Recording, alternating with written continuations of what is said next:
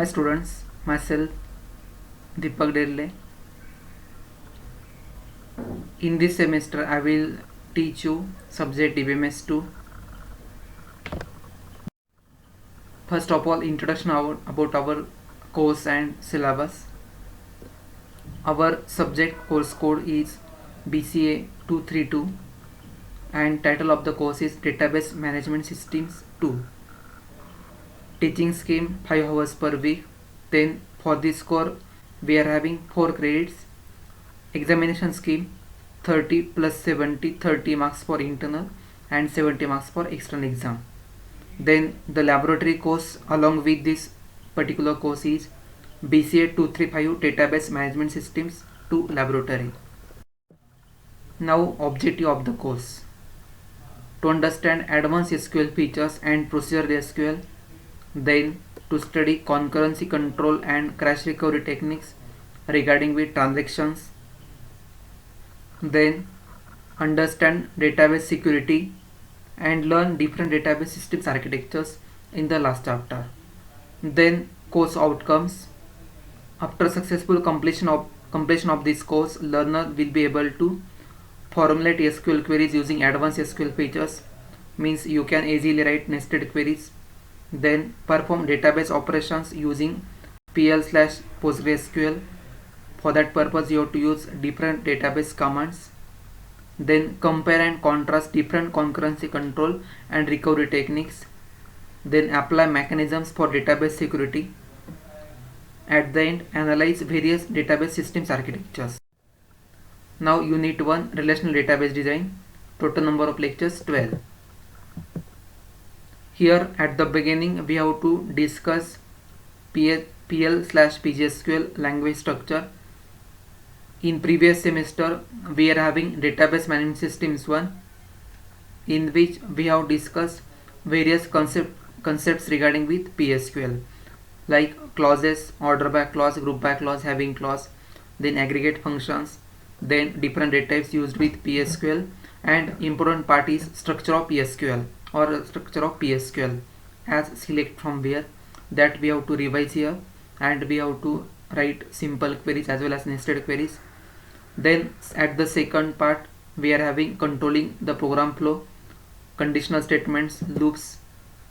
So here we have to learn various types of conditional statements and loops, such as if else, then simple if statement, then if then else, basic loop, and other types of loops over here. Then for applying abstraction on the databases we have to learn the concept of views. We can partially access database or we can partially access content of the relations using views. Then we have to learn functions on the database, also known as stored functions or stored procedures.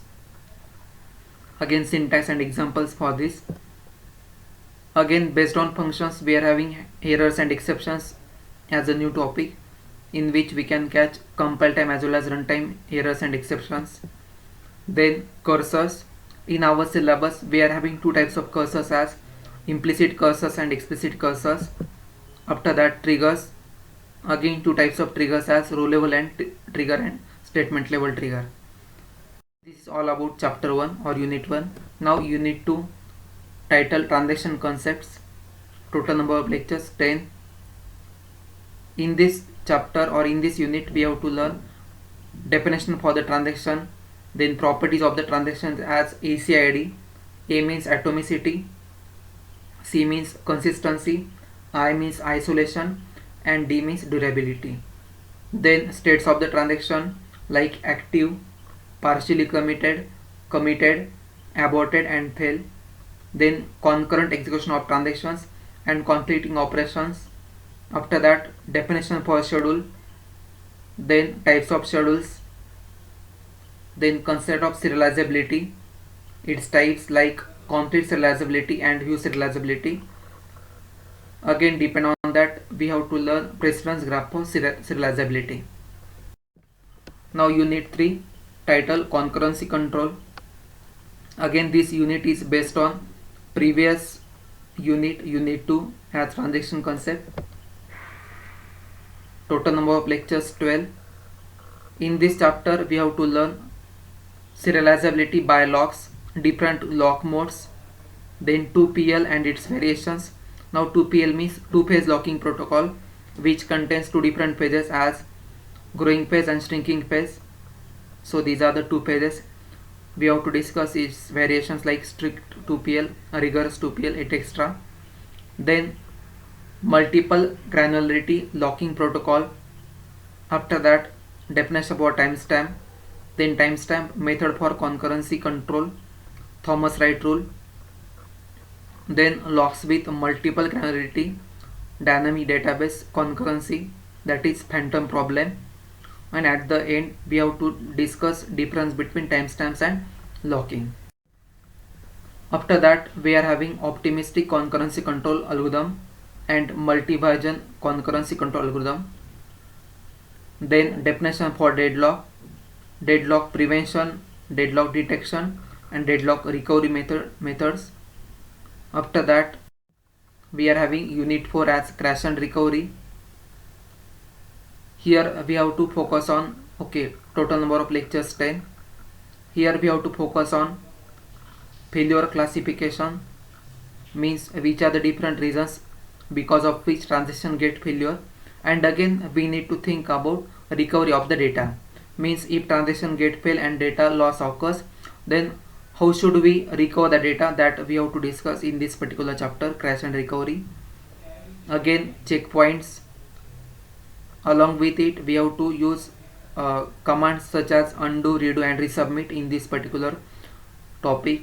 Then recovery with concurrent transactions by using commands such as rollback, checkpoints and commit.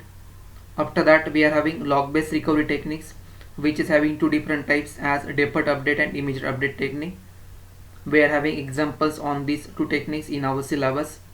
Then after that, concept of buffer management, then database backup and recovery from catastrophic failure, shadow paging. Again unit 5 database security. Again total number of lectures are 8.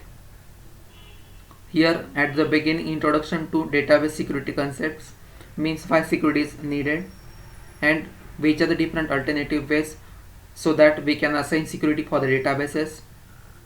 Then methods for database security. After that, two types of mechanism for this. In that, first one is discretionary access control method and second is mandatory access control method. Again depend on that we have to discuss role based access control for a multi-level security. Then after that, use in security enforcement. Then overview of encryption technique for security, and at the end statistical database security. Unit 6 database system architecture. Total number of lectures are 12. Here at the beginning we need to learn what is internet, what is client, what is server, and again depending on that we have to focus on centralized and client server architectures. Again at second point we are having server system architectures, then introduction to parallel systems, introduction to distributed system, introduction to object based databases and few examples of object based databases. Also we have to compare the differences between parallel and distributed systems in this particular unit. The references for these particular subjects are listed over here. First is database system concepts, then second is fundamental of database systems. Author names and editions are given in this particular slide. Then after that, database management systems, then introduction to database management system, again introduction to database systems, then for practical PostgreSQL, and at the end beginning databases with PostgreSQL from novice to professional by Richard Stones, Neil Matthew, second edition, Appress. Okay, so this is all about our syllabus and references. In next lecture we will start with our unit number 1, relational database design. Thank you all.